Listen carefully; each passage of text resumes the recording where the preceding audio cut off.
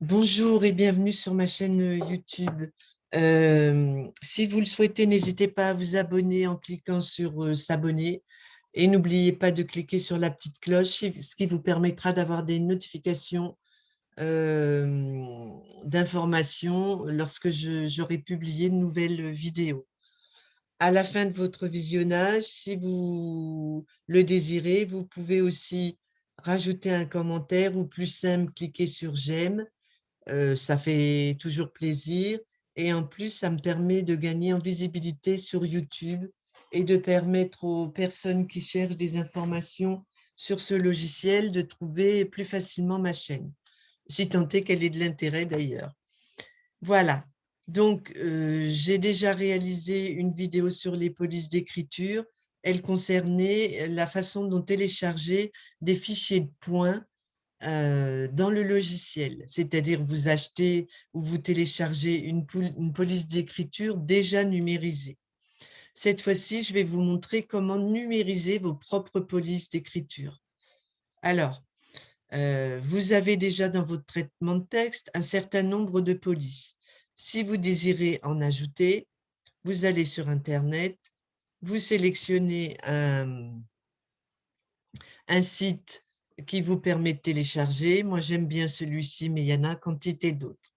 Vous choisissez la police qui vous convient et vous allez cliquer sur télécharger. Je vais reprendre une que j'ai déjà téléchargée parce que parfois, certaines polices ne se prêtent pas trop à cette numérisation.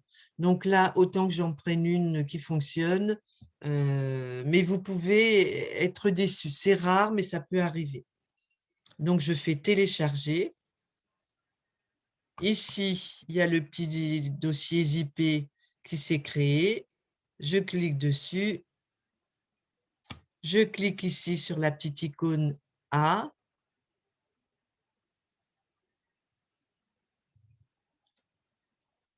Et je n'ai plus qu'à cliquer ici sur « Installer » et ça va se faire tout seul. Donc, je vais mettre « Oui » puisqu'elle est déjà installée.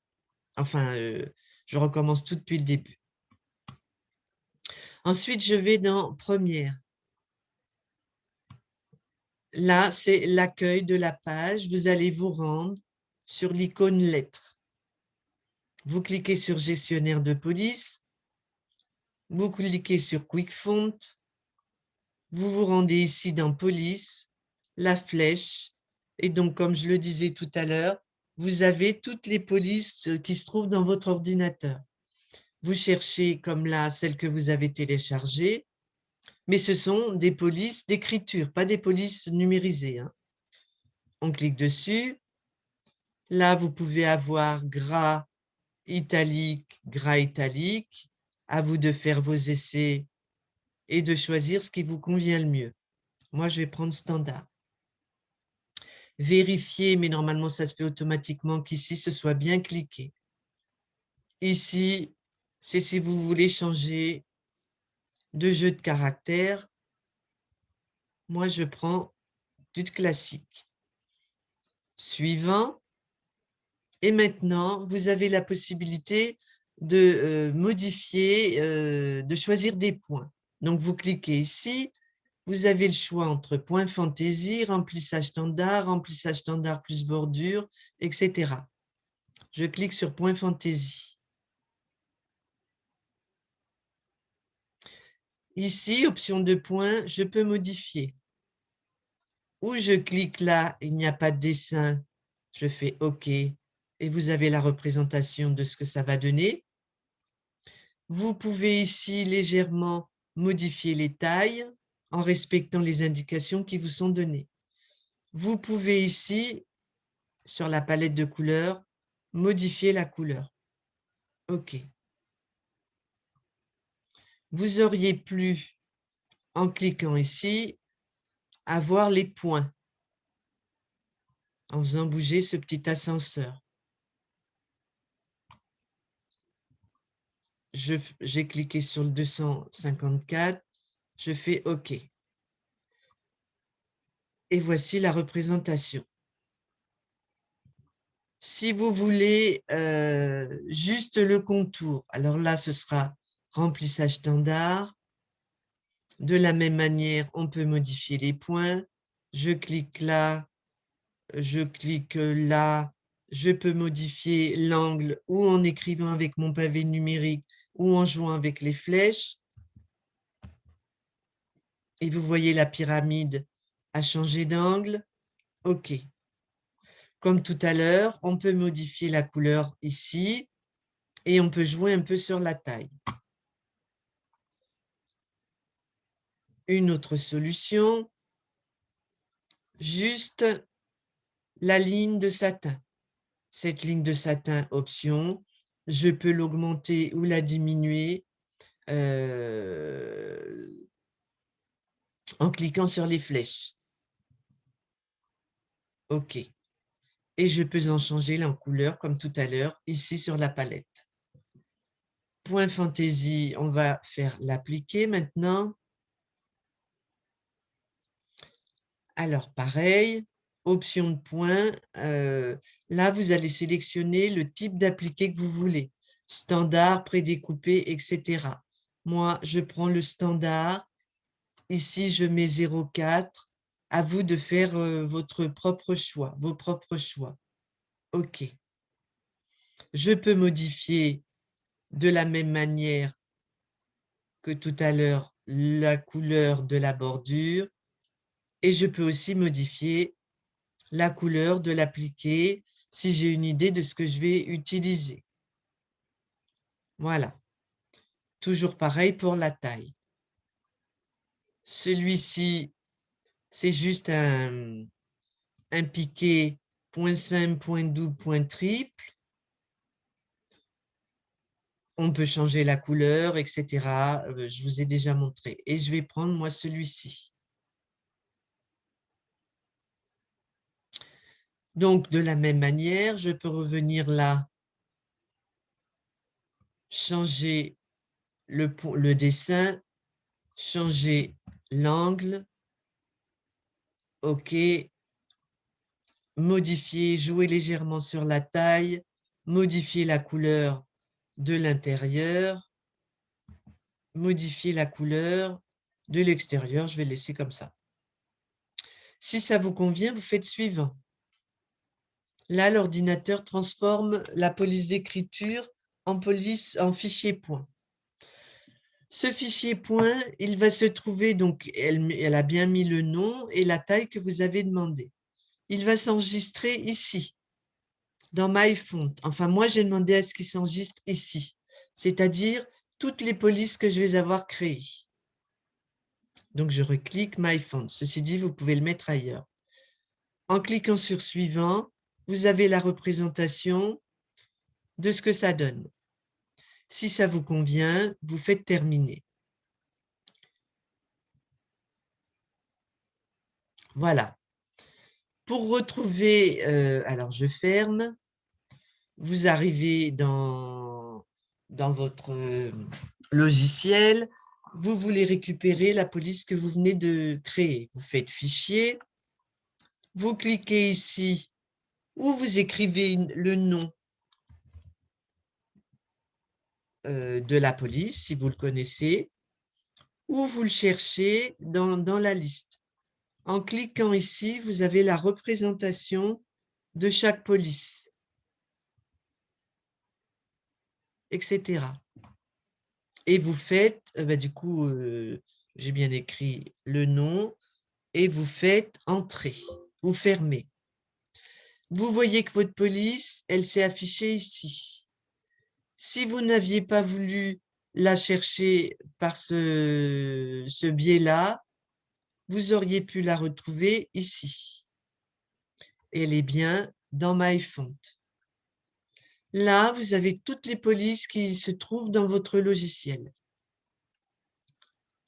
Donc, je clique, j'écris le texte que je veux écrire, Jude, j'écris exprès, je mélange exprès majuscules et minuscules.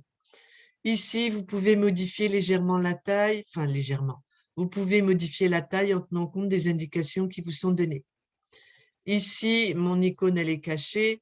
on peut modifier l'espace qui se trouvera entre chaque lettre. Plus l'espace est, le nombre est grand, évidemment, plus l'espace sera grand. Là, on modifie le pourcentage de largeur, là, le pourcentage de hauteur. Ici, comme tout traitement de texte traditionnel, vous choisissez l'orientation de votre texte. Je vais rajouter un petit mot en dessous. Je vais écrire « et » tout simplement, pour vous montrer quelque chose. Je vais l'écrire en majuscule. Donc, on va prendre cette icône-là. Là, c'est amusant, vous pouvez inverser les lettres. Je clique et je vous montre tout de suite. Je fais « Appliquer ». Voilà, ça m'a inversé les lettres. Bon, j'ai jamais utilisé, mais ça peut être rigolo. Je vais faire « Sup » sur mon clavier pour supprimer. Je supprime.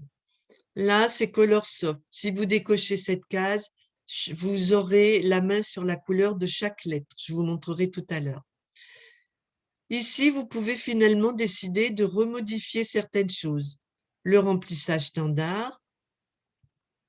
Finalement, je vais prendre celui-ci.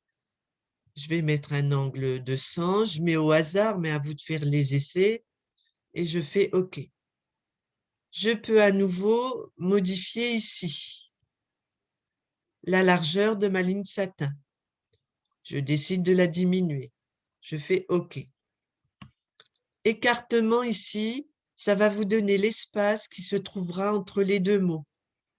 Je vais augmenter. Voilà. Je vais faire appliquer. Et vous voyez, l'espace entre les deux mots est important. Je fais Supr sur mon clavier, ou j'aurais pu faire ici la flèche annulée. Donc, je vais rediminuer. Ici, ben, c'est l'alignement, ça correspond à ce que vous utilisez dans le traitement de texte. Là, c'est centré, aligné à gauche, aligné à droite. Donc, vous avez vu ça, j'enlève le « et ». Je fais « Appliquer ». Voilà. Lorsque vous choisissez ici une forme, vous avez certaines actions. Si je clique sur cette icône, si je clique là, vous voyez, il y a des modifications qui s'opèrent. Je peux, en cliquant sur ces petits carrés, modifier encore la forme. Si ça ne me convient pas, je viens ici, je fais « Annuler ». Annuler. Annuler. Je reclique sur mon icône. Je vais prendre le losange. Voilà, etc., etc. Je supprime. Je vais prendre celle-ci.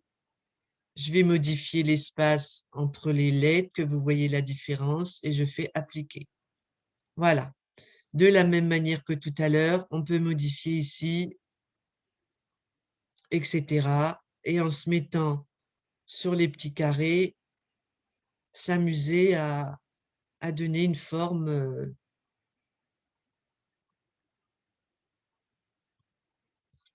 à notre texte. Imaginons que ce texte me convienne, je le garde. Je l'enregistre.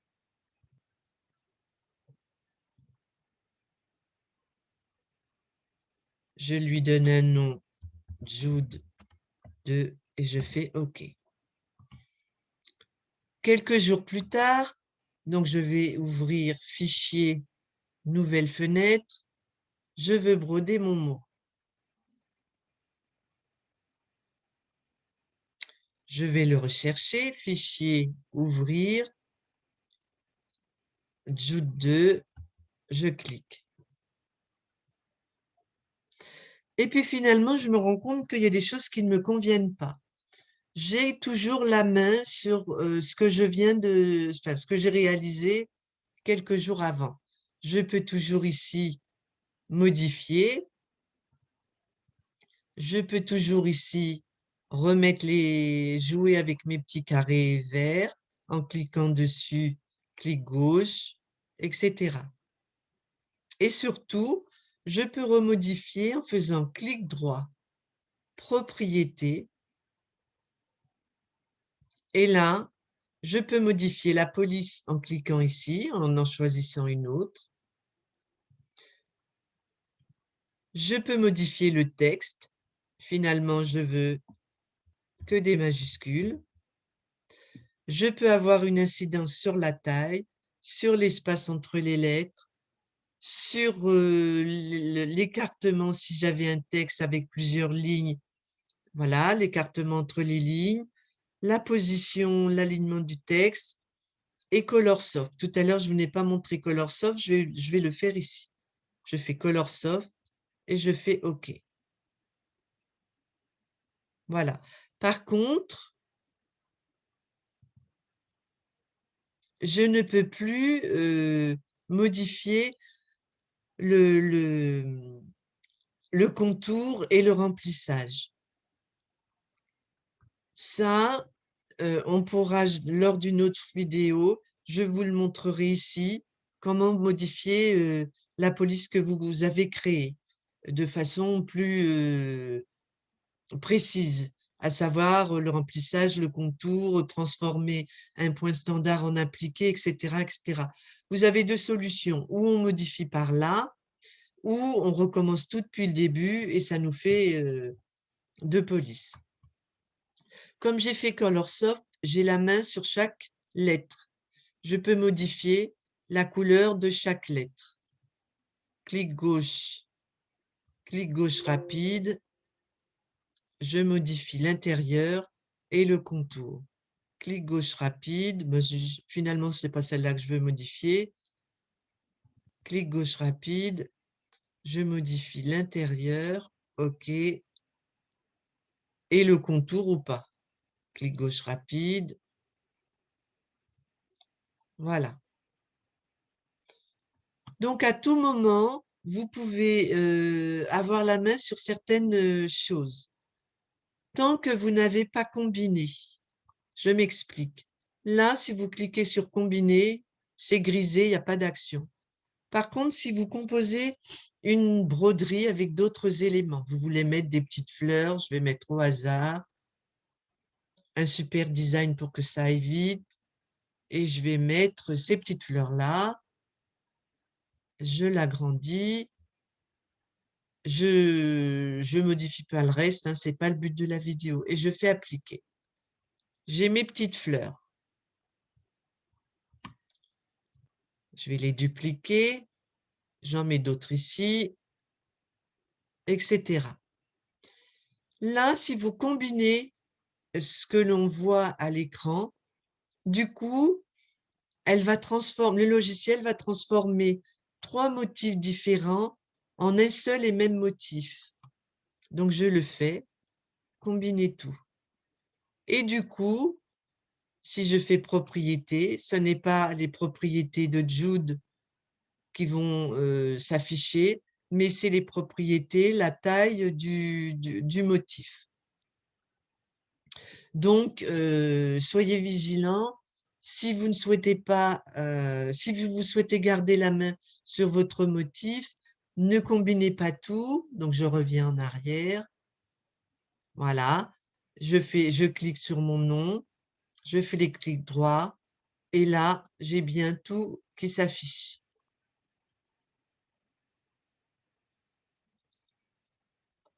Donc, si vous voulez combiner, combinez certaines parties de votre broderie, mais évitez de combiner le prénom, sinon vous n'aurez plus d'action dessus. Ceci dit, ça peut être un choix, mais moi, je sais que parfois, il y a des polices qui sont plus jolies une fois brodées que d'autres, mais évidemment, je ne me souviens pas du nom de la police. Donc, je vais récupérer dans les fichiers, dans les dossiers, les fichiers de police que je trouvais chouettes. Je clique dessus et j'ai toutes les propriétés. Je peux même, comme je vous le disais tout à l'heure, au lieu d'écrire Jude, écrire un autre texte. Je fais OK, etc. Voilà, je pense que j'ai fait le tour de ce que je voulais vous dire. J'espère que ça vous a aidé. Et si ça vous a plu, n'hésitez pas à mettre, comme je vous le disais tout à l'heure, un petit j'aime. Et en tout cas, merci d'être allé au bout de la vidéo. Si vous entendez ça, c'est que vous êtes allé au bout de la vidéo. Peut-être à bientôt. Au revoir. Merci.